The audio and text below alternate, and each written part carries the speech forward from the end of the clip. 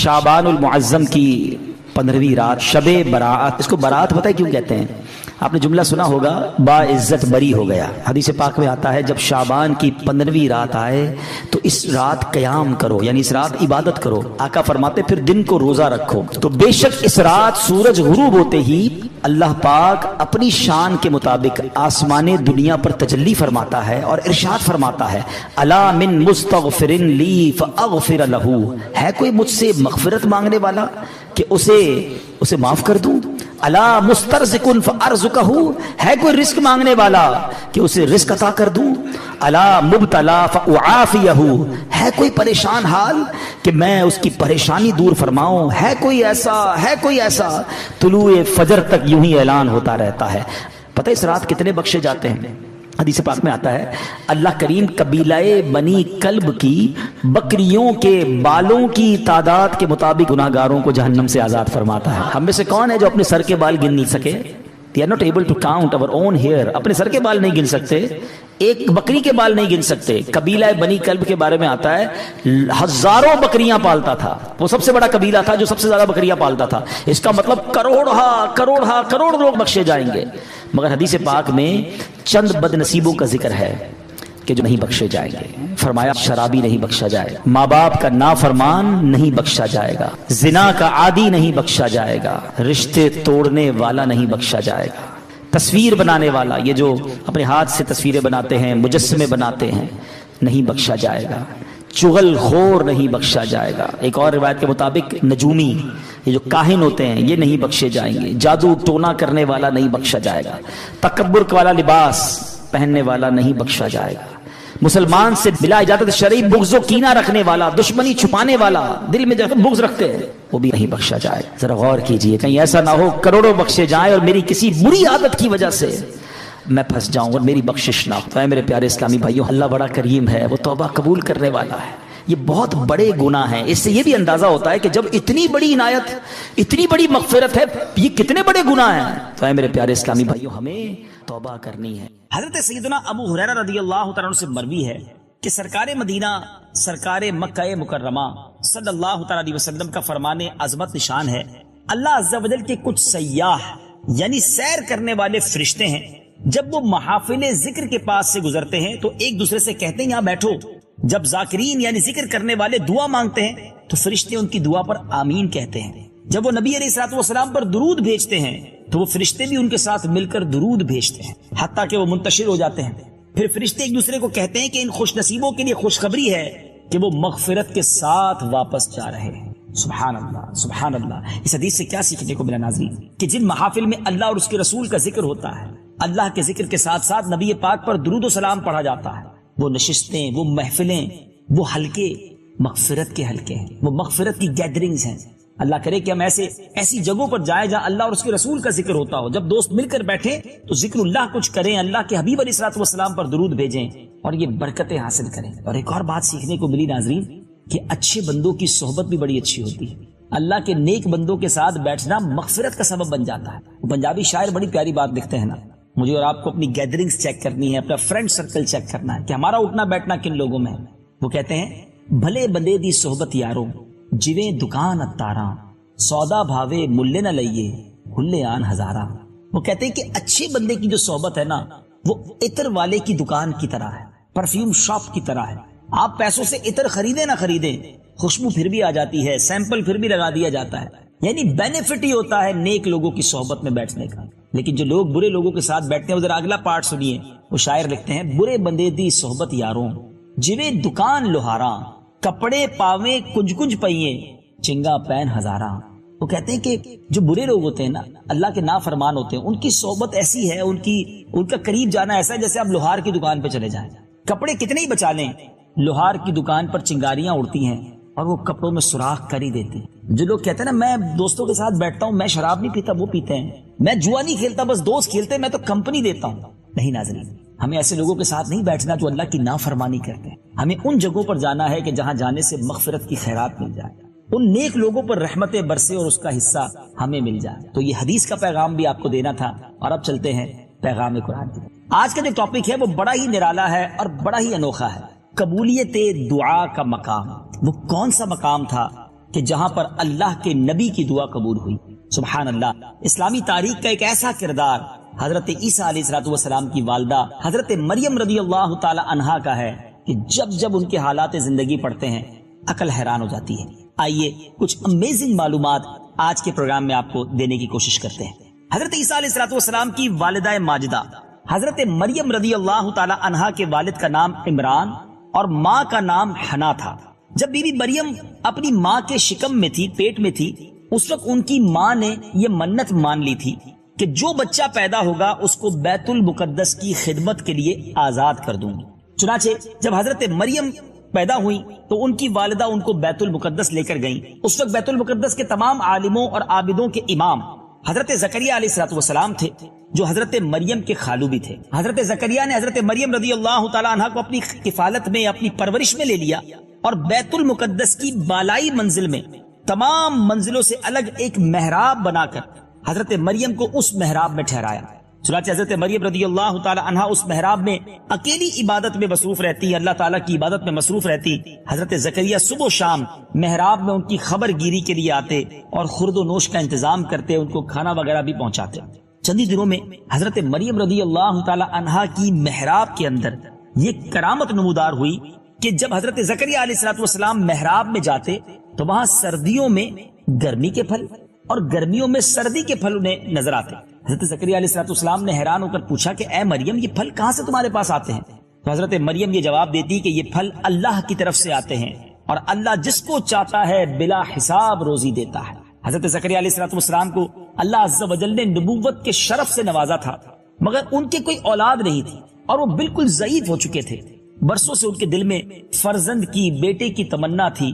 بار بار انہوں نے گڑ گڑا کر اللہ تبارک و تعالیٰ سے اولاد نرینہ کے لیے دعا بھی مانگی تھی، مگر خدا کی شان بے نیازی کہ ابھی تک انہیں اولاد نصیب نہ ہوئی تھی. جب انہوں نے حضرت مریم رضی اللہ تعالی عنہا کی محراب میں یہ کرامت دیکھی کہ اس جگہ بے موسم کا پھل آ جاتا ہے تو ان کے دل میں یہ خیال آیا کہ میری عمر بھی اب اتنی ضعیفی والی ہو چکی ہے کہ اب میرے یہاں اولاد کے پھل کا موسم تو ختم ہو گیا ہے، مگر میرا رب جب چاہے اپنی قدرت کا نظارہ دکھا سکتا ہے. تو حضرت مریم رضی اللہ تعالی عنہا کی محراب میں انہوں نے دعا مانگی، اللہ سے پھر اولاد کی دعا مانگی اور اللہ تعالیٰ نے آپ کی دعا قبول کر لی اور بڑھاپے میں آپ کو فرزند عطا کیا جس کا نام خود اللہ عز و جل نے یحییٰ رکھا اور اللہ تعالیٰ نے ان کو بھی نبوت کا شرف عطا فرمایا. سبحان اللہ، سبحان اللہ. ناظرین، کیا کمال کی بات ہے. اب آئیے اس خوبصورت واقعے کو رب عز و جل نے قرآن پاک میں خود کیسے بیان فرمایا ہے. قرآن پاک کی تلاوت سنتے ہیں، اس کا ترجمہ سنتے ہیں اور پھر بات کو آگے لے کے چلتے ہیں. یہ واقعہ قرآن پاک میں 3 پارے سورہ آل عمران آیت نمبر 37 سے لے کر 39 میں موجود ہے. تو اسے اس کے رب نے اچھی طرح قبول کیا اور اسے اچھا پروان چڑھایا اور اسے زکریا کی نگہبانی میں دیا. جب زکریا اس کے پاس اس کی نماز پڑھنے کی جگہ جاتے، اس کے پاس نیا رزق پاتے. کہا اے مریم، یہ تیرے پاس کہاں سے آیا؟ بولی وہ اللہ کے پاس سے ہے، بے شک اللہ جسے چاہے بے گنتی دے. یہاں پکارا زکریا اپنے رب کو، بولا اے رب میرے، مجھے اپنے پاس سے دے ستھری اولاد، بے شک تو ہی ہے دعا سننے والا. تو فرشتوں نے اسے آواز دی اور وہ اپنی نماز کی جگہ کھڑا نماز پڑھ رہا تھا. بے شک اللہ آپ کو مژدہ دیتا ہے یحییٰ کا، جو اللہ کی طرف کے ایک کلمہ کی تصدیق کرے گا اور سردار اور ہمیشہ کے لیے عورتوں سے بچنے والا اور نبی ہمارے خاصوں میں سے. جی ناظرین، کمال کا واقعہ ہے. حضرت زکریا علیہ السلام کی دعا کس انداز سے رب نے قبول کی. بیٹا دیا تو وہ بھی کیسا دیا اور اسے نبوت کا شرف بھی عطا کیا. اس خوبصورت واقعے سے مجھے اور آپ کو آج کیا سیکھنا ہے؟ پہلی بات جو علماء نے لکھی کہ اس واقعے سے کیا معلوم ہوا کہ حضرت مریم رضی اللہ تعالی عنہا صاحب کرامت اور مرتبہ ولایت پر فائز ہے، کیونکہ خدا کی طرف سے ان کی محراب میں پھل آتے تھے اور وہ بھی جاڑوں کے، یعنی سردیوں کے موسم میں گرمیوں کے پھل، گرمیوں کے موسم میں سردیوں کے پھل. یہ ان کی ایک عظیم و شان کرامت ہے جو ان کی ولایت کی شاہد ہے. اور یہاں ایک اور بات بڑی کیٹیگوریکلی کلیئر ہو جاتی ہے کہ اللہ کے ولیوں کی کرامت کا ثبوت تو قرآن سے موجود ہے. حضرت مریم نبی تو نہیں تھی نا، وہ تو ولیہ تھی، نیک خاتون تھی. تو جب قرآن ذکر کر رہا، یہ واقعہ آپ نے سنا، قرآن میں بھی تلاوت سنی آپ نے، جب قرآن اللہ اپنے نیک بندوں کے بارے میں خود ہمیں قرآن کے ذریعے بتا رہا ہے کہ ان کی کرامتیں پاسبل ہیں، تو اگر آج کوئی کسی اللہ کے ولی کی کرامت کو بیان کرتا ہے تو اس میں کوئی کانفلکٹ نہیں ہے. کرامت کا ثبوت تو قرآن سے موجود ہے نا ناظرین. اور اسی طرح ایک اور بڑا خوبصورت واقعہ آپ نے سنا ہوگا کہ حضرت سلیمان علیہ السلام جب ملکہ بلقیس کا تخت لانا چاہتے تھے تو ملک شام سے یعنی مصر سے وہ بہت دور تھا، ہنڈریڈز مائلز دور تھا اور بہت بڑا تخت تھا. مگر قرآن کہتا ہے نا کہ آپ کے ساتھ بیٹھے ہوئے ایک ایسا شخص جس کے پاس کتاب کا علم تھا، ان کے بارے میں بتایا جاتا ہے ان کا نام آصف بن برخیہ تھا، اور انہوں نے کہا تھا کہ حضور میں آپ کے پلک جھپکنے سے پہلے وہ تخت یہاں لا سکتا ہوں، اور ایسا ہی ہوا. قرآن میں اس کا ذکر ہے. تو اب بتائیے نا کہ جب قرآن اولیاء کرام کی، اللہ تعالیٰ کے نیک بندوں کی کرامتوں کو ذکر کر رہا ہے تو پھر ہمیں کیا پرابلم ہے؟ اللہ تعالیٰ جسے چاہے جو اختیار دے. مگر اس کرامتوں کے بارے میں جو کنفیوژن پیدا ہو جاتی ہے وہ میں آج کلیئر کر دیتا ہوں. بیسیکلی اگر کوئی شخص یہ سمجھتا ہے کہ اگر اللہ کا کوئی ولی، صحابی رسول یا نبی جو اس طرح کی کرامت یا اس طرح کی کوئی مدد فرماتے ہیں وہ اپنی طرف سے فرماتے ہیں تو یقیناً یہ شرک ہے.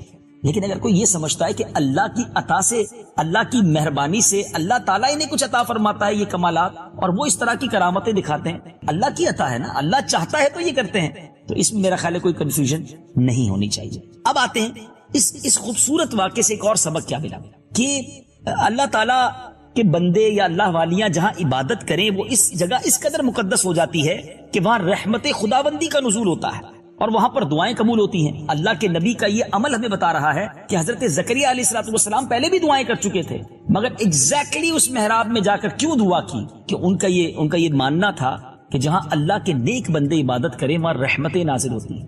تو جہاں اللہ کے نیک بندے عبادت کریں وہ جگہ دعاؤں کی قبولیت کی جگہ بن جائے. تو جہاں اللہ کے نیک بندوں کے مزارات ہوں وہاں جا کر بھی اگر رب سے مانگا جائے تو انشاءاللہ اللہ بڑا کریم، مانگنا تو رب سے ہی ہے نا، انشاءاللہ رحمتیں ہوں گی، دعائیں قبول ہو جائیں گی. تو ایسے مقامات جو مقدس مقامات ہوں، جیسے دعا کے آداب میں بھی علماء نے لکھا کہ مکہ شریف میں جا کر دعا مانگیں، دعا قبول ہوگی انشاءاللہ. اور کعبے کے سامنے جائیں تو اور امپورٹنٹ ہے اور برکت والی جگہ ہے. صفا مروہ جس کو اللہ نے اپنی نشانی قرار دیا وہ دعاؤں کی قبولیت کا مقام ہے. تو مکہ پاک اور مدینہ طیبہ تو پورا کا پورا ہی دعاؤں کی قبولیت کے مقام ہے. اور پھر وہ تمام جگہیں جن کا ذکر قرآن میں عزت کے ساتھ، احترام کے ساتھ بیان ہوا، ان جگہوں پر جا کر دعائیں مانگیں، اولیاء کرام کی قرب میں جا کر دعائیں مانگیں تو ضرور انشاءاللہ دعائیں قبول ہوں گی. اور ایک اور بات بھی سیکھنے کو ملی ناظرین کہ بظاہر تو حضرت زکریا علیہ السلام بہت ضعیف ہو گئے تھے. ایک طرح سے انسان اس عمر میں جا کے مایوس ہو جاتا ہے، مگر آپ نے ہمت نہیں ہاری، آپ نے دعا کی، اللہ کی رحمت سے مایوس نہیں ہوئے. بہت سارے ناظرین ایسے ہوتے ہیں جو اگر کسی مشکل میں آ جائے نا اب مایوس ہو جاتے ہیں کہ نہیں جناب میرا تو مسئلہ حل ہی نہیں ہو سکتا، میں تو اب اتنی بڑی پرابلم میں آ گیا اب میں نکل ہی نہیں سکتا، اب میرے لیے ناممکن ہے اس پرابلم سے باہر آنا. ہو سکتا ہے اس وقت مجھے کوئی بیمار دیکھ رہے ہوں، پریشان حال دیکھ رہے ہوں، قرضے میں ڈوبا میرا کوئی بھائی مجھے دیکھ رہا ہو، یا گھریلو پریشانیوں میں کوئی ڈوبا ہوا شخص دیکھ رہا ہو. ایک بات سمجھیے ناظرین، میری اور آپ کی جو پرابلم ہے نا وہ ہمارے لیے بہت بڑی ہے مگر وہ اللہ کے لیے بہت بڑی نہیں ہے. ان اللہ علی کل شیء قدیر، میرا رب جو چاہے وہ کر سکتا ہے. میں اور آپ سمجھ رہے نا کہ پرابلم یہ پاسبل ہی نہیں ہے. نہیں ناظرین، میرے اور آپ کے لیے پاسبل نہیں ہے، رب کے لیے تو پاسبل ہے نا. وہ ہمارا جب مددگار بن جائے، ہم اس سے دعا مانگے، اس کی بارگاہ میں گر گڑائے، وہ کرم فرمائے، ہر مشکل سالو ہو سکتی ہے. میں اس کو ایک فزیکل، ایک نارمل سی ایگزامپل کے ذریعے سمجھاتا ہوں. آپ نے دیکھا ہوگا گھر میں بھی بعض اوقات چونٹیاں ہوتی ہیں. اگر کوئی چونٹی سفر کر رہی ہے، جا رہی ہے، اور آپ اس کے آگے ایک سیب رکھ دیں، اس چونٹی کے ساتھ کیا ہوگا؟ وہ تو رک جائے گی، اس کو تو ایک بہت بڑا پہاڑ سامنے نظر آئے گا، وہ اس سیب کو ہٹا بھی نہیں سکے گی اور وہ سمجھے گی کہ اب یہ راستہ بلاک ہو گیا ہے. ایسا ہی ہے نا. اب آپ اسی سیب کو اٹھا کے جیب میں رکھ لیں، چونٹی کا راستہ کلیئر ہو گیا نا، پہاڑ جو اس کے سامنے تھا حل ہو گیا، کلیئر ہو گیا. آپ کے لیے کیا تھا؟ وہ سیب نارمل، چونٹی کے لیے کیا تھا؟ پہاڑ. اب سمجھنے کی کوشش کریں، جو پرابلم میں اور آپ فیس کرتے ہیں نا، کبھی کبھی کوئی ڈیفیکلٹی سامنے آ جاتی ہے اور مایوسی کی طرف لوگ چلے جاتے ہیں، اسی وجہ سے خودکشیوں کی طرف چلے جاتے ہیں. نہیں ناظرین، یہ حرام موت ہے. دیکھیں میری اس ایگزامپل کو پھر سمجھیے گا. وہ سیب چونٹی کے لیے پہاڑ تھا، ہمارے لیے نارمل سیب تھا. جو پرابلم میرے اور آپ کے سامنے وہ ہمارے لیے پہاڑ ہے، امپاسبل ہے. اللہ کے آگے کچھ نہیں ہے، اس کے لیے وہ کچھ مشکل نہیں ہے. اس نے کرم فرمانا ہے، نگاہ رحمت فرمانی ہے اور یہ پرابلم سالو ہو جانی ہے. تو مایوس نہ مانگے رب سے. اللہ خود قرآن میں فرماتا ہے نا، ادعونی استجب لکم، تم مجھ سے مانگو میں تمہیں عطا کروں گا. ہم مانگنے والے تو بنے نا. ہاں اس کے کچھ آداب ضرور ہیں، دعا قبول نہ ہونے کی وجوہات ہیں. آپ ان وجوہات کو دور کر دیں، ان ریزنز کو ختم کر دیں، آپ کی دعائیں قبول ہونا شروع ہو جائیں گی. نبی پاک علیہ الصلوۃ والسلام سے ایک بار بڑا انپورٹنٹ سوال حضرت سیدنا سعد بن ابی وقاص رضی اللہ تعالیٰ عنہ نے کیا کہ حضور یہ بتائیے کہ میں مستجاب الدعوات بننا چاہتا ہوں. مستجاب الدعوات کون ہوتا ہے؟ جس کی ساری دعائیں قبول ہوں.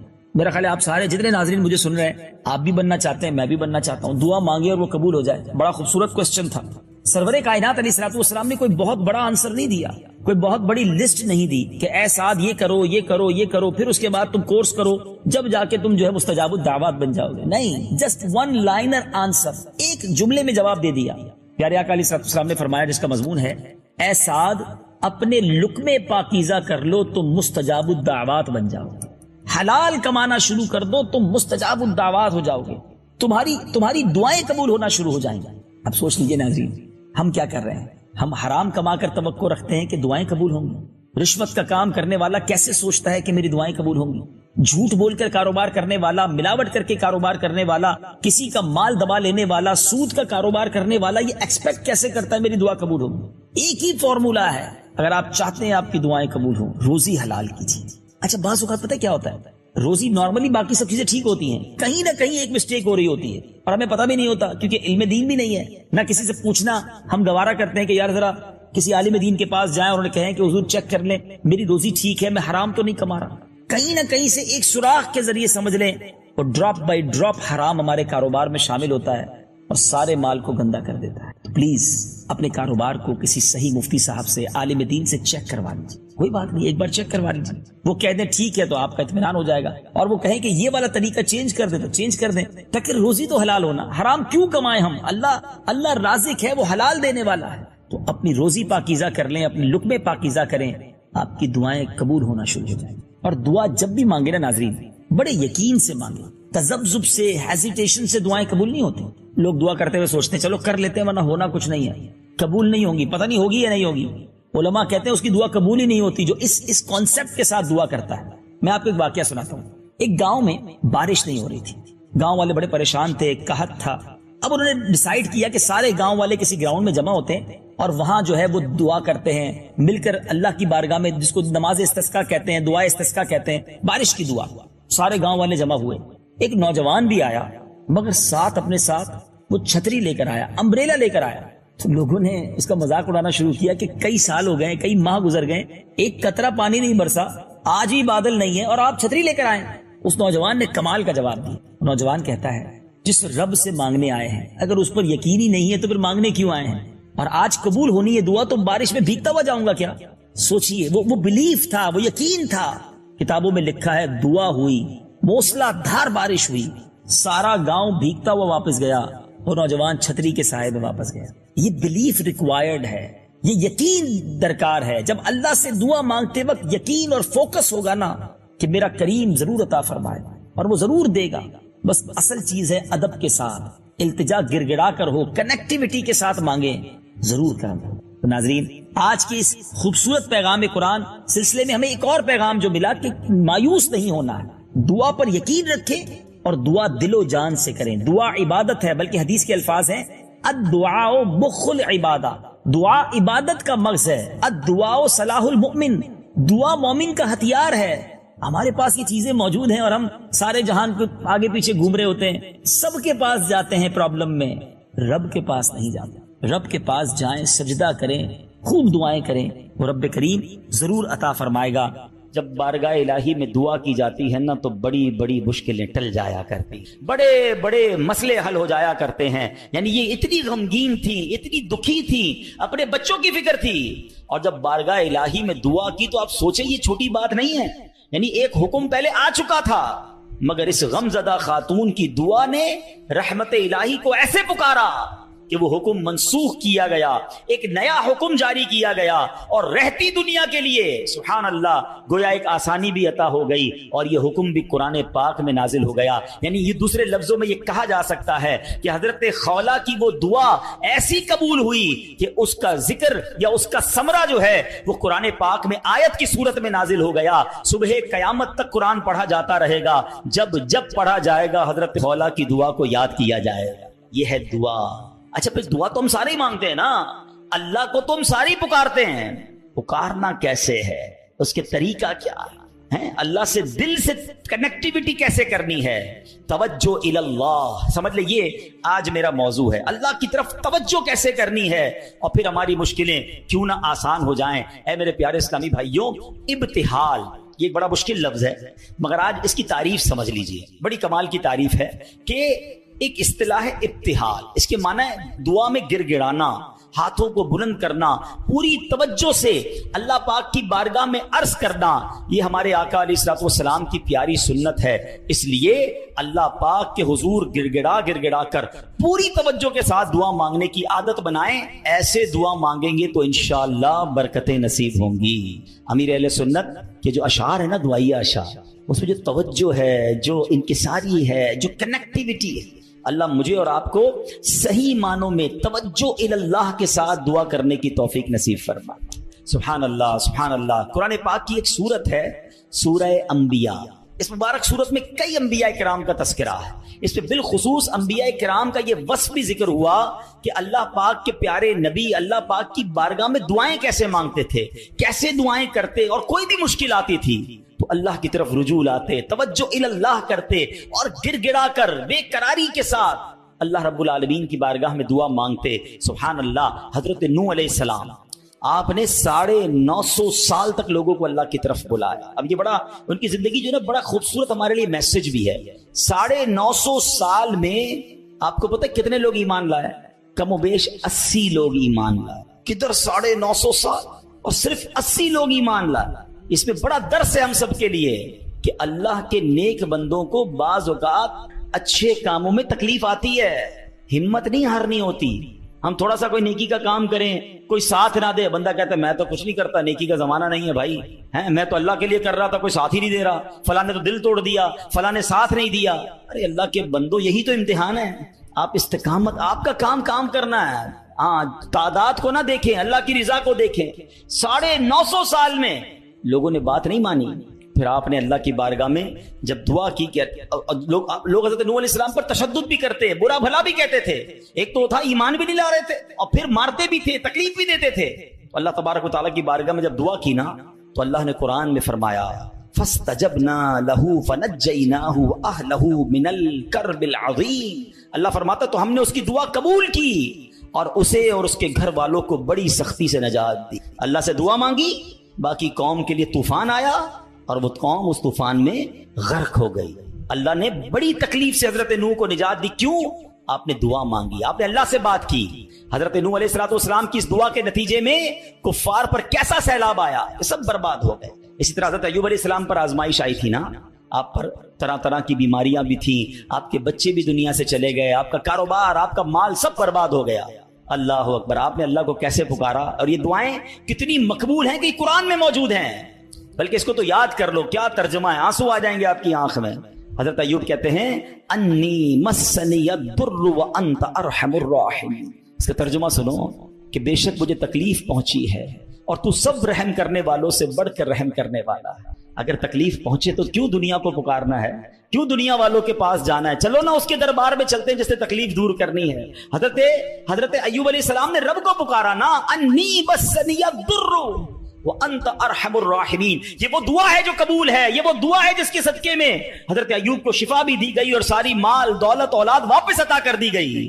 اگر آپ بھی کسی پریشانی میں ہیں، آپ بیماری میں ہیں، آپ قرضے میں ہیں، آپ مصیبت میں ہیں، آؤ نا رب سے حضرت ایوب کے انداز میں دعا مانگتے ہیں نا۔ اچھا، یہ دعا اللہ نے ہمیں سکھانے کے لیے تو قرآن میں عطا فرما دی نا کہ میرے بندو میرے دربار میں مانگنا ہے تو یوں ہی مانگ لو جیسے میرے نبی نے مانگا ہے۔ اللہ اکبر۔ علماء کہتے ہیں یہ بڑی دلاسا دینے والی دعا ہے، یہ بڑی مشکلوں کو ٹالنے والی دعا ہے، یہ تکلیفوں میں کام آنے والی دعا ہے۔ ترجمہ تو دیکھو نا، یعنی اللہ کے سامنے اپنا مسئلہ پیش کر دیا آپ نے کہ بے شک مجھے تکلیف پہنچی ہے اور تو سب رحم کرنے والوں سے بڑھ کر رحم کرنے والا۔ اے اللہ بیمار ہوں، اے اللہ پریشان ہوں، اے اللہ قرضے میں ہوں، کہو نا رب سے مجھے تکلیف پہنچی ہے، مجھے ستاتے ہیں لوگ، مجھے تکلیف دیتے ہیں، مجھے پریشان کرتے ہیں لوگ، اور تو سب رحم کرنے والوں سے بڑھ کر رحم کرنے والا۔ اور جب آپ نے دعا کی تو دعا کیسے قبول ہوئی؟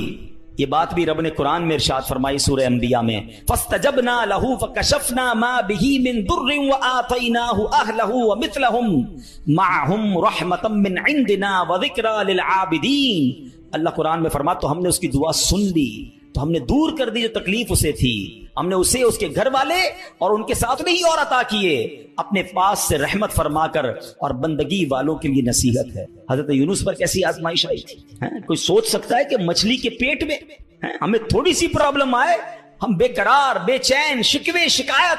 ارے نبی ہیں، کائنات میں انبیاء سے بڑھ کر کسی کا مرتبہ نہیں ہے، کوئی غوث، کوئی ابدال، کوئی کتب کسی صحابی کے مرتبے تک نہیں پہنچ سکتا، یہ مرتبہ صحابہ کا ہے، مگر کوئی صحابی کسی نبی کے مرتبے تک نہیں پہنچ سکتا، یہ انبیاء کا مرتبہ، یہ ترتیب یاد رکھا کرو۔ اعلیٰ حضرت نے تو ایک شعر میں پوری ترتیب بتا دی نا، خلق کون ہے؟ ہم لوگ ہیں، عام لوگ، خلق سے اولیاء، اولیاء سے رسول، اور رسولوں سے اعلیٰ ہمارا نبی، ہمارے آقا تو سب سے اعلیٰ ہے نا، مگر انبیاء کی بات کمال ہے۔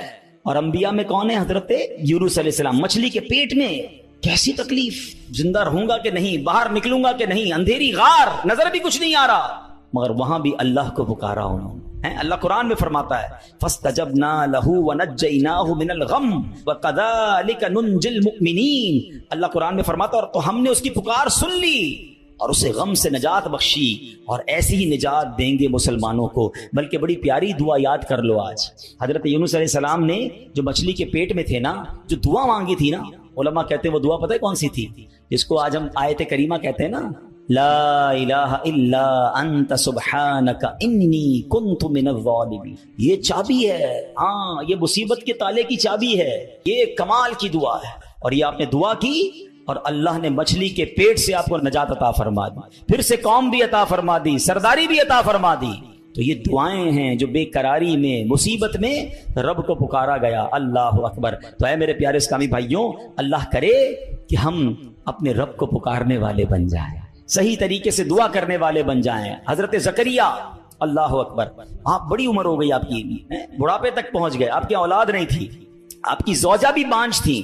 آج کل ڈاکٹر کہہ دیتے ہیں نا کہ اولاد نہیں ہو سکتی، ہم ڈاکٹر کی بڑی مانتے ہیں۔ ارے ڈاکٹر کچھ بھی کہہ دے، ان اللہ علی کل شیء قدیر، میرا رب جو چاہے وہ کرنے پر قادر ہے۔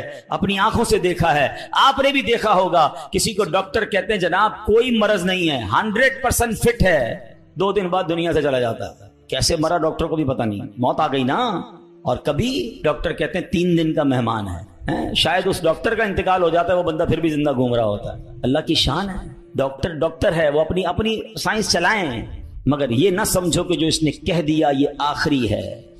قدرت میرے رب کی ہے، شان میرے رب کی ہے، وہ ہر چاہے پر قادر ہے، اس پر بھروسہ تو رکھو نا۔ حضرت زکریا عمر بھی زیادہ ہو گئی، عورت بھی بانجھ ہے، مگر اللہ سے کیا دعا کر رہے ہیں؟ یہ بھی علماء فرماتے ہیں جو بے اولاد ہیں ان کے لیے مجرب دعا ہے، قرآنی دعا ہے، یاد تو کرو نا قرآن کی دعائیں۔ کیا دعا کی تھی آپ نے؟ اور مانا تو دیکھو اس کا، کنیکٹیوٹی تو دیکھو نا، مانا کیا اس کا؟ اے میرے رب مجھے اکیلا نہ چھوڑ، اولاد نہیں تھی نا، اے اللہ مجھے اکیلا نہ چھوڑ، اور تو سب سے بہتر وارث، وانت خیر الوارثین۔ اب یہ دعا وہ کرتے تھے، اللہ نے کیسی دعا قبول کی، صرف بیٹا نہیں دیا بلکہ بیٹا بھی دیا اور اس کو نبی بھی بنا دیا، بیٹا بھی ایسا دیا جس کو نبی کا مرتبہ عطا فرمایا۔ اللہ فرماتا ہے قرآن میں فاستجبنا له ووهبنا له يحيى واصلحنا له زوجا، تو ہم نے اس کی دعا قبول کی اور اسے یحییٰ عطا فرمایا اور اس کے لیے اور اس کی بیوی سنواری۔ اب اس میں بتایا کہ صرف اللہ نے بیٹا نہیں دیا، بیٹے کا نام بھی رب نے عطا فرمایا اور نبوت کی یوں سمجھیے کہ سرفرازی بھی عطا فرمایا۔ یہ ہے دعا، مگر دعا دل سے، توجہ الی اللہ، کنیکٹیوٹی کے ساتھ۔ پھر دیکھو کیسے کام بنتے ہیں، پھر دیکھو کیسے مصیبت ٹلتی ہیں۔ اللہ پاک خود فرماتا ہے وَيَدْعُونَنَا رَغَبًا وَرَهَبًا وَكَانُوا لَنَا خَاشِعِينَ، اور ہمیں پکارتے تھے امید اور خوف سے، اور ہمارے حضور گر گڑاتے ہیں۔ پتا چلا کہ گر گڑانا، توجہ کے ساتھ، خوف بھی ہو، امید بھی ہو، پھر یہ کام بن جاتے ہیں۔ ذرا دیکھو نا میرے پیارے اسلامی بھائیوں، ہماری زندگی میں کتنے مسائل ہیں، کبھی کبھی ہمارے معاملات بڑے اٹک جاتے ہیں۔ اب کسی کو پیسوں کی ضرورت ہے، قرضے کی ضرورت ہے، اب جناب سارے دروازے بند ہو جاتے ہیں، اور کسی بھائی سے امید بندہ لگاتا ہے، آخری وقت میں وہ بھی منع کر دیتا ہے، سیٹھ صاحب پر نظر پڑتی ہے، وہ بھی معذرت معذرت کر لیتے ہیں, دوست احباب سے پوچھتے ہیں, وہ بھی جواب نہیں دیتے ہیں, سب دروازے بند ہیں, کوئی امید باقی نہیں بچتی. بندہ مایوسی کی طرف جانے لگتا ہے, مگر جب سب دروازے بند ہو جائیں تو ایک امید باقی رہتی ہے, ایک دروازہ اس وقت بھی باقی رہتا ہے. اللہ اکبر, بادشاہوں کے دروازے بند ہو جاتے ہیں مگر میرے رب کریم کا دروازہ کبھی بند نہیں ہوتا. لوگ ساتھ چھوڑ دیتے ہیں, بھائی بھائی سے دامن چھڑاتا ہے, لیکن اللہ پاک اپنے بندوں کو مایوس نہیں کرتا, بلکہ یہ تو ایسا دروازہ ہے کہ نیکوکار آئے تو بھی نوازا جاتا ہے, گناہگار آئے تو اسے بھی نواز دیا جاتا ہے. تو کریم ہی جو ٹھہرا تو کرم کے کیا ٹھکانے, تو کریم ہی جو ٹھہرا تو کرم کے کیا ٹھکانے, تو نوازنے پہ آئے تو نواز دے زبانے. دل سے دعا کیسے اثر کرتی ہے. ہو سکتا ہے کسی کے ذہن میں آئے کہ بات تو مولانا صاحب بالکل ٹھیک کر رہے ہیں, میرے لیے بھی سارے دروازے بند ہو گئے ہیں, مگر میرا معاملہ سلجھے گا کیسے, معاملہ بنے گا کیسے. چلو میں آپ کو 2 واقعات سناتا ہوں جس سے انشاءاللہ بات مزید سمجھ آ جائے گی. ایک صاحب تھے, کافی امیر تھے, اپنا بنگلہ بھی تھا, اپنی گاڑی بھی تھی, اللہ پاک نے بہت دیا تھا. شام کو گھر آئے, بچوں کے ساتھ وقت گزارا, کھانا کھایا اور اس کے بعد اپنے بستر پر لیٹ گئے. رات ہو گئی تھی, بڑا نرم بستر تھا, ٹھنڈا کمرہ تھا, مگر کروٹ بدلتے جا رہے تھے, نیند نہیں آ رہی تھی. اب نیند بھی اللہ پاک کی نعمت ہے, جس کو آ جائے, لوگ اس کی بھی قدر نہیں کرتے, پوچھو اس سے جس کو نیند نہیں آتی. اب کافی دیر تک کروٹ بدلنے لگا کہ پتہ نہیں کیوں آج نیند نہیں آ رہی, چلو آج تھوڑی سی فریش ایئر لیتا ہوں, شاید نیند آ جائے. گھر سے باہر نکلے, گاڑی سٹارٹ کی اور آگے چلتے رہے اور گھومنے لگے گلیوں میں. اچانک ایک مسجد نظر آئی اور مسجد کا دروازہ کھلا نظر آیا. کہ چلو یار ایسے ہی گھوم رہا ہوں, ذرا مسجد کے اندر چلا جاتا ہوں, وضو کر کے کچھ 2 رکعت نفل پڑھ لیتا ہوں. مسجد کے باہر گاڑی پارک کی, وضو کیا, مسجد کے اندر داخل ہوئے. تو جیسے ہی مسجد کے اندر گئے تو پوری مسجد خالی, مگر ہلکی ہلکی کہیں سے رونے کی آواز آ گئی. رات کو اس وقت کون ہے مسجد میں اور کیوں رو رہا ہے؟ تو دیکھا کہ ایک کونے میں ایک غریب آدمی اللہ کی بارگاہ میں ہاتھ اٹھائے رو رہا ہے, اور روتے روتے اللہ کی بارگاہ میں عرض کر رہا ہے کہ اے اللہ, میری بیٹی بیمار ہے, ڈاکٹر نے آپریشن کا کہا ہے, مجھ غریب کے پاس پیسے نہیں ہیں, کہاں سے لاؤں؟ اے رب کریم, تو ہی اسباب بنانے والا ہے, مجھ غریب کی حالت زار پر رحم فرما. اس امیر شخص کو سمجھ آ گیا مجھے نیند کیوں نہیں آ رہی تھی, مجھے کہیں بھیجا گیا ہے, میں ڈھونڈتے ڈھونڈتے اسی کے لیے آیا ہوں. اللہ اکبر. وہ غریب کے پاس گیا, جیب میں جتنی رقم تھی نکال کر اس کو پیش کر دی کہ بھائی یہ لے لو, اور میرا یہ کارڈ بھی رکھ لو, کبھی بھی ضرورت پڑے تو مجھ سے بات کر لینا. اس غریب شخص بھی کیسا خوددار تھا, اس نے کارڈ واپس دیا کہ مجھے ایڈریس کی ضرورت نہیں ہے, میرے پاس ایک ایڈریس موجود ہے. تو کون سا ایڈریس موجود ہے؟ بولا یہ ایڈریس ہے نا, اللہ کی بارگاہ میں آیا, اس نے تمہیں بھیج دیا, جب دوبارہ ضرورت پڑے گی تو بھی اسی کی بارگاہ میں آ جاؤں گا. سارے دروازے بند ہو جائیں, میرے کریم کا دروازہ کھلا ہوتا ہے. ہمارا پرابلم ہے, ہم جاتے ہی نہیں اس کے پاس. اچھا اپنا ایک چھوٹا سا ٹیسٹ لے لو نا, تاکہ اندازہ ہو جائے گا آپ کو. کبھی بھی آپ کو بیماری ہو, پیٹ میں درد ہو, سر میں درد ہو, پاؤں میں درد ہو, چوٹ لگ جائے, پہلے کون یاد آتا ہے؟ ڈاکٹر. ڈاکٹر کے پاس چلو, یار بڑا درد ہے, کسی کو معلوم کرو کیسے علاج ہوگا, دوائی. میں نہیں کہتا ڈاکٹر کے پاس نہیں جانا چاہیے, لیکن پہلے ہمیں اللہ یاد آنا چاہیے. اے اللہ تو شفا دینے والا, کرم کر دے مالک. کاروبار میں نقصان ہوا, فیملی میں پرابلم ہوا, واٹ ایور پرابلم, سب سے پہلے ہمیں دنیا والے, سورس, وکیل, پولیس, یہ یاد آتے ہیں. ہونا یہ چاہیے کہ ہمیں خالق کے اسباب کی یہ طرف لو لگانی چاہیے, پہلے اللہ کریم کو پکارنا چاہیے. اسباب اختیار کرنا منع نہیں, مگر اسباب کے چکر میں, اس دنیا کے چکر میں ہم بھول گئے اسے کہ جو حل کرنے والا ہے, جو مشکلیں دور کرنے والا ہے, جو اولاد دینے والا ہے, جو مصیبت ٹالنے والا ہے. اس کی طرف جاتے ہی نہیں. پورا دن دفتروں کے دھکے کھاتے ہیں, مگر 2 رکعت پڑھ کر اس کی بارگاہ میں سر نہیں جھکاتے. دیکھو اللہ کیسے کام بناتا ہے. ایک اور واقعہ سنو. ایک بہت مشہور ڈاکٹر تھا, میں نے واقعہ کتاب میں پڑھا. مثال کے طور پہ اس کا نام ڈاکٹر احمد تھا. ساری زندگی اس نے بڑے آپریشن کیے, اس کا بڑا نام تھا. اب حکومت نے اعلان کیا کہ اس کو گولڈ میڈل دینا ہے, لائف ٹائم اچیومنٹ ایوارڈ. پوری زندگی اتنا کام کیا اس ڈاکٹر کو, ملک کے دارالحکومت میں بلایا جائے گا اور ایک بڑی تقریب ہوگی اور اس کو گولڈ میڈل دیا جائے گا. ڈاکٹر بڑا خوش, اتنا بڑا ایوارڈ ملنے والا ہے. ڈاکٹر صاحب نے فلائٹ بک کی, جہاز میں بیٹھے. جیسے ہی جہاز اڑا تو کچھ دیر کے بعد جہاز, موسم خراب ہو گیا اور جہاز میں کوئی پرابلم ہو گئی, تو جہاز کو راستے میں کسی چھوٹے سے ایئرپورٹ پر اتار لیا گیا. ڈاکٹر صاحب جہاز سے نکل کر عملے کے پاس جاتے ہیں کہ بھائی کب جہاز اڑے گا, میری تو وہاں بہت اہم تقریب ہے اور سارا پروگرام میرے لیے سجایا گیا ہے, میں چیف گیسٹ ہوں, مجھے گولڈ میڈل ملے گا, بتائیں دوبارہ جہاز کب اڑے گا؟ سر چھوٹا سا ایئرپورٹ ہے, جہاز کا پرابلم بڑا ہے, اتنا جلدی ٹھیک نہیں ہوگا، آپ کو اگر پہنچنا ضروری ہے تو آپ کو ایک گاڑی لیں کرائے پر اور بائی کار چلے جائیں، آپ پہنچ جائیں گے اپنی تقریب سے پہلے۔ ڈاکٹر نے کہا یہ بھی آئیڈیا ٹھیک ہے، جہاز کے انتظار میں کہیں میرا پروگرام ہی مس نہ ہو جائے۔ ڈاکٹر صاحب نے گاڑی بک کی، رینٹ کار لی، جیسے ہی راستے میں گئے تو زبردست بارش، آندھی طوفان، اس اندھیرے میں اس آندھی طوفان میں ڈاکٹر صاحب راستہ بھول گئے اور کسی مین ہائی وے سے نکل کر گاؤں کے روڈ پہ چڑھ گئے۔ بہت دیر تک راستے میں، اب بھوک بھی لگ رہی، کھانا بھی نہیں کھایا، اندھیرا گھپ، بارش ہو رہی ہے۔ اچانک ایک چھوٹا سا گاؤں میں گھر نظر آیا جس میں ایک بلب جل رہا تھا۔ ڈاکٹر صاحب نے کہا اب تو حالت ایسی ہو گئی، دروازہ کھٹکھٹایا، ایک بوڑھی عورت نے دروازہ کھولا، کب ماں جی کچھ کھانے پینے کو ملے گا، بہت بارش ہو رہی، کہا بیٹا اندر آ جاؤ۔ وہ اندر چلا گیا، ماں جی نے بڑی محبت سے اسے پانی بھی دیا، کچھ کھانے کو بھی دیا۔ تھوڑی سانس میں آئی تو ڈاکٹر نے دیکھا کہ برابر پہ بستر پر ایک نوجوان لیٹا ہوا تھا۔ اب ماں جی یہ کون ہے؟ کہا بیٹا میرا بیٹا ہے۔ کیا ہو گیا ایسے؟ کہا اس کو بہت بڑی بیماری ہے۔ ماں جی علاج کیوں نہیں کرواتی؟ ماں جی کہتی میں نے گاؤں کے ڈاکٹر کو دکھایا ہے، ڈاکٹر کہتے ہیں ہمارے وطن میں ایک ہی ڈاکٹر ہے جس کا نام ڈاکٹر احمد ہے، وہی اس کا علاج کر سکتا ہے، مگر بیٹا میں غریب ماں ہوں، میں اپنے بیٹے کو کہاں سے ڈاکٹر احمد کے پاس لے جاؤں، نہ پیسے ہیں نہ کرایہ ہے، بس روز اللہ سے دعا کرتی ہوں اے اللہ تو کارساز ہے، میرے بیٹے کو شفا دے دے یا ڈاکٹر احمد کے پاس پہنچا دے۔ ڈاکٹر احمد رونے لگا، کہتا ہے ماں جی میں ہی ڈاکٹر احمد ہوں اور اللہ نے مجھے تیرے گھر پہ بھیج دیا۔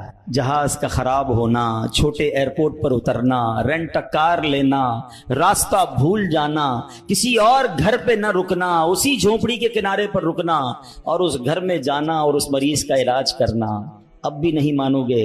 ان اللہ علی کل شیء قدیر، میرا رب جو چاہے وہ کرنے پر قادر۔ بس ہمارا بھروسہ ہل جاتا ہے۔ ہم سمجھتے ہیں دنیا والے ساتھ دیں گے، ہم سمجھتے ہیں دنیا والے مسئلہ، ارے دنیا والے تو دکھ ہی دکھ دیتے ہیں، اپنا پرابلم بتاؤ تو ہنستے ہیں، ہم سے کہتے فکر نہ کرو، دوسروں کو بتاتے ہیں دیکھو اس کا یہ مسئلہ ہے، یہ فلاں کام کے لیے آیا تھا، اتنی بڑی بڑی باتیں کرتا ہے، اس کا یہ مسئلہ ہے۔ ہمارے مسئلے کو انجوائے کرتی ہے دنیا، کون ساتھ دیتا ہے آج؟ مگر جو ہمارے عیبوں پر پردہ ڈالنے والا، جو ہمیں بچپن سے لے کر آج تک نوازنے والا، جو ہمارے گناہ ہونے کے باوجود ہمیں عطا کرنے والا ہے، وہ ہمارا رب کریم ہے۔ ارے جو ہماری ماں سے زیادہ ہمیں چاہنے والا ہے، ہم اسے کیوں نہیں پکارتے، اس کی طرف توجہ کیوں نہیں کرتے؟ حالانکہ اس کی رحمت تو اس کے دروازے کھلے ہوئے ہیں، وہ تو دینا چاہتا ہے، مگر کاش جو توجہ ریکوائرڈ ہے، جو دل سے دعا مانگنا ہے، وہ اللہ مجھے اور آپ کو نصیب فرما دے۔ اور پھر اللہ کو پکارے نا، میں نے کہا نا گناہ گاروں کا بھی وہ رب ہے، وہ نیکوں کا رب تو ہے، وہ گناہ گاروں کو کیسے نوازتا ہے۔ ایک اور واقعہ سن، عیون الحکایات، یہ بڑی پیاری کتاب ہے مکتبۃ المدینہ سے، اگر آپ اسے لیں گے تو اس میں بڑی زبردست واقعات موجود ہیں۔ ماجرا یہ ہے کہ حضرت بکر بن عبداللہ فرماتے ہیں کہ پچھلی قوموں میں ایک بہت سرکش، غیر مسلم اور ظالم بادشاہ تھا، وہ اللہ پاک کی نافرمانی میں حد سے بڑا ہوا تھا۔ ایک مرتبہ ایک جنگ میں بادشاہ کو گرفتار کر لیا گیا۔ اب اتنا ظالم تھا کہ جنہوں نے گرفتار کیا تھا انہوں نے کہا اب اس ظالم بادشاہ کو تو تڑپا کے مارنا ہے۔ طے یہ پایا کہ اس کو ایسا کرو کہ تانبے کی ایک دیگ میں ڈالتے ہیں اور اس کو اونچی جگہ پر لٹکاتے ہیں اور نیچے آگ جلاتے ہیں تاکہ یہ جل بھون کر مر جائے۔ ایسے ہی کیا گیا، تانبے کی دیگ بنائی گئی، نیچے آگ لگا دی گئی۔ اب آہستہ آہستہ جو ہے وہ دیگ گرم ہوئی، بادشاہ کی حالت خراب، پوری دیگ گرم ہو جائے تو جسم جھلسنے لگا۔ اس نے پہلے تو جھوٹے خداؤں کو پکارا، مگر جس ساری زندگی جن کے آگے پیشانی رگڑی تھی انہوں نے کیا جواب دینا تھا؟ کسی نے کوئی جواب نہیں دیا، کوئی مدد نہیں آئی۔ اللہ اکبر! اب جب سب امیدیں ٹوٹ گئی نا، سب اس کو پتہ چل گیا کہ اب میرا آخری وقت آ گیا، اب میں گیا، اب میں مارا جاؤں گا۔ تو اب یہ بادشاہ جو تھا مسلمان نہیں تھا، اس نے مسلمانوں کے رب یعنی خداوند قدوس کو پکارنا شروع کر دیا۔ وہ کہتا ہے یا اللہ، یا رحمان، یا رحیم، مدد فرما دے، اور بلند آواز سے لا الہ الا اللہ پڑھنا شروع کر دیا۔ اب بادشاہ نے اس مشکل گھڑی میں اللہ سے توبہ بھی کی کہ اللہ مجھے معاف کر دے اور بس مجھے بچا لے، اب میں تیری عبادت کروں گا، اب تک جو کیا مجھے معاف کر دے۔ بلند آواز لا الہ الا اللہ، اس دیگ میں بیٹھا ہوا ہے، نیچے آگ لگی ہوئی ہے۔ دیکھو کریم نے اس کی پکار کیسے سنی کہ بارش برسنا شروع ہو گئی۔ جیسے بارش برسی تو وہ آگ بجھ گئی، تو وہ گرمی تو آلموسٹ ختم ہو گئی، لیکن پھر اتنی تیز ہوا چلی کہ وہ دیگ رسیاں توڑا کر دیگ ہی اڑنے لگی۔ اچھا وہ بادشاہ لا الہ الا اللہ، لا الہ الا اللہ کی آوازیں بلند کر رہا ہے اور دیگ اڑ رہی ہے۔ اب دیگ اڑتے اڑتے اڑتے غیر مسلم قوم کا جو قبیلہ تھا وہاں جا کے گر گئی۔ اب جب وہاں گئی تو لوگ حیران کہ یہ کیسی دیگ ہے جو اڑتے ہوئے آ رہی ہے، اور اس میں ایک بندہ بیٹھا ہوا ہے وہ لا الہ الا اللہ، لا الہ الا اللہ پڑھ رہا ہے۔ تو جب وہ غیر مسلم قریب آئے تو اس بادشاہ نے باہر نکل کر اپنا واقعہ سنایا کہ سنو، میں غیر مسلم تھا، اپنے اللہ کے سوا جھوٹے خداؤں کی پوجا کرتا تھا، میں نے کلمہ پڑھا، اللہ نے اس مصیبت سے نکال دیا اور مجھے یہاں پہنچا دیا، پورا گاؤں کلمہ پڑھ کر مسلمان ہو گئے۔ اللہ کی جو نا قدرت کے نظارے ہیں، اللہ ایسے نکالتا ہے بندے کو کہ سمجھ بھی نہیں آتی۔ بات وہی ہے کہ دل سے اسے پکارنا ہے، مگر دل سے گڑ گڑا کر توجہ کے ساتھ، فوکس کے ساتھ، پھر دیکھو آپ کی مشکلیں کیسے ٹل جاتی ہیں۔ تو اللہ کرے کہ ہم پیارے آقا علیہ الصلوۃ والسلام کی سنت پر عمل کرنے والے بن جائیں۔ ایک بار خود نبی پاک کے ساتھ بڑا حیران کن واقعہ پیش آیا۔ یہ 3 ہجری غزوہ غطفان کا موقع تھا۔ پیارے آقا علیہ الصلوۃ والسلام صحابہ کرام کو لے کر سفر پر روانہ ہوئے۔ ایک مقام پر پڑاؤ کیا تو صحابہ کرام کچھ فاصلے پر ٹھہرے اور نبی پاک علیہ الصلوۃ والسلام اکیلے ایک درخت کے نیچے تشریف فرما ہو گئے۔ غیر مسلم جو ہر وقت نبی پاک کو معاذ اللہ نقصان پہنچانے کی ٹرائی کرتے رہتے تھے، پلان کرتے رہتے تھے، ان میں سے غیر مسلم اچانک کہیں سے آیا، ہاتھ میں ننگی تلوار، اور نبی پاک اکیلے، کوئی اس وقت صحابہ بھی قریب نہیں تھے، تو پیارے آقا علیہ الصلوۃ والسلام کے بالکل سامنے آ گیا اور بڑے تکبر کے ساتھ، بڑے جس کو کہتے کر و فر کے ساتھ کہتا ہے، اے محمد صلی اللہ تعالی علیہ وسلم، اب بتائیے آپ کو مجھ سے کون بچائے گا؟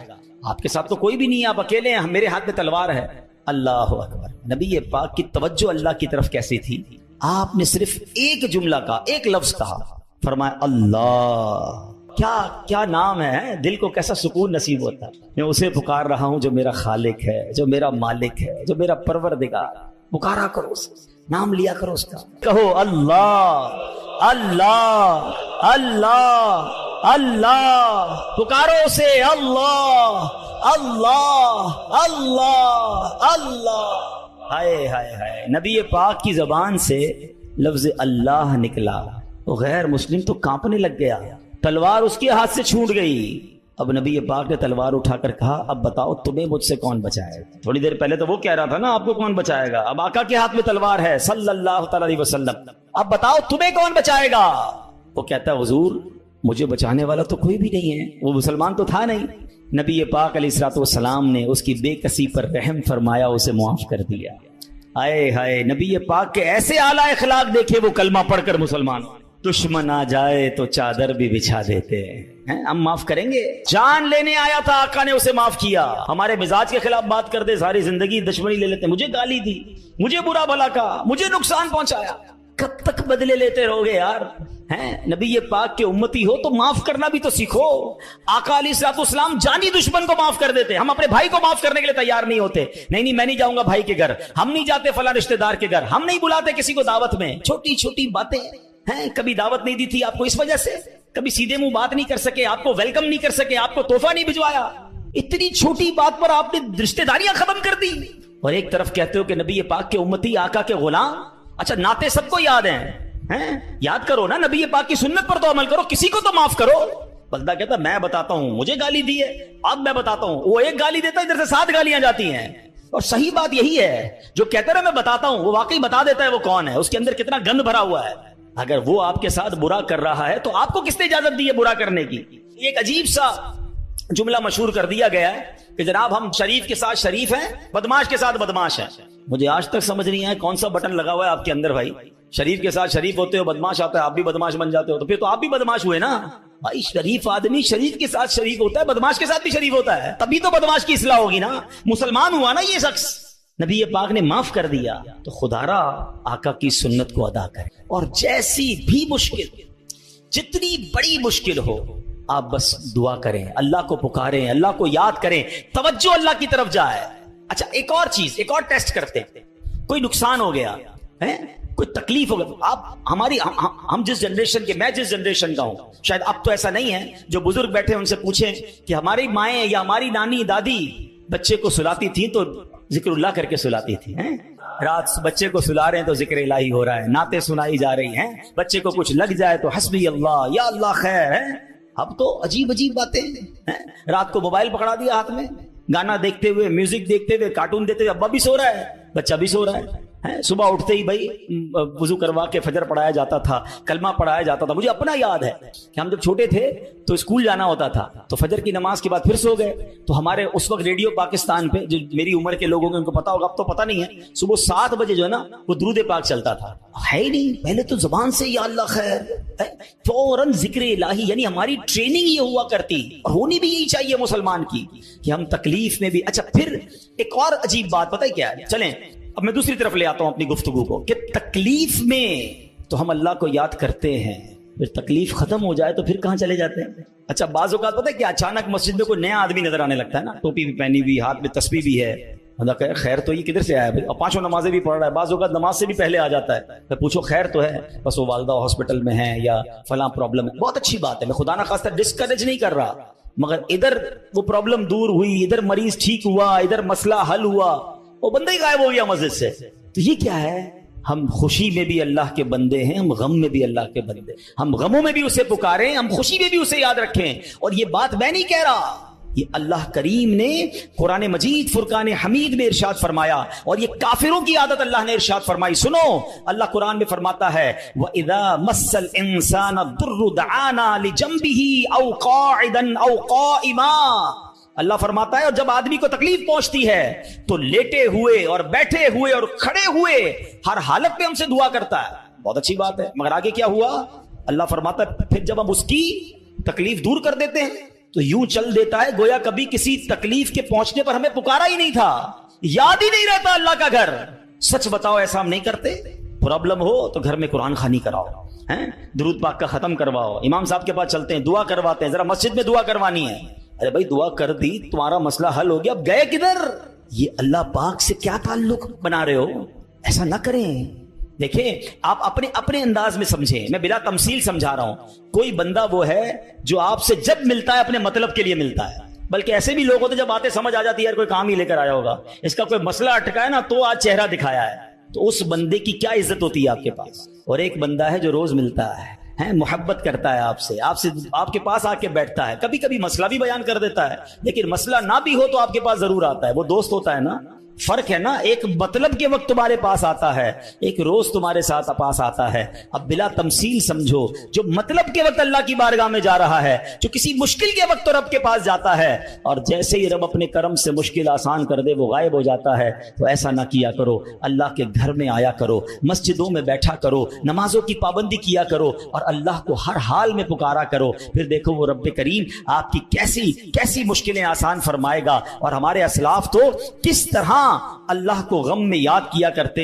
اللہ اکبر. ایک بار بڑا خوبصورت واقعہ پھر انشاءاللہ اپنا بیان میں ختم کرتا ہوں. ابو الحسن سری سکتی رحمت اللہ تعالی کا واقعہ. آپ کی خدمت میں ایک مرتبہ آپ کی ایک پڑوسن آئی اور عرض کرتی ہے کہ اے ابو الحسن رات میرے بچے کو سپاہی اٹھا کر لے گئے اور وہ اسے بڑی تکلیف دیں گے، آپ کچھ کیجئے، میرے بیٹے کے لیے سفارش کیجئے. پڑوسن کی فریاد سن کر سیدنا ابو الحسن نے کیا کیا؟ جانماز بچھائی یا کھڑے ہوئے اور خشوع و خضوع کے ساتھ نماز شروع کر دی. اب پڑوسن کہہ رہی میں ان سے سفارش کرانے آئی ہوں، بچہ میرا جیل میں ہے، پتہ نہیں کتنی پٹائی کریں گے اس کی، اور یہ حضرت نماز پڑھنے لگ گئے. اچھا نماز بھی آپ نے بڑی طویل نا مزیدار خشوع و خضوع سے پڑھ رہے ہیں.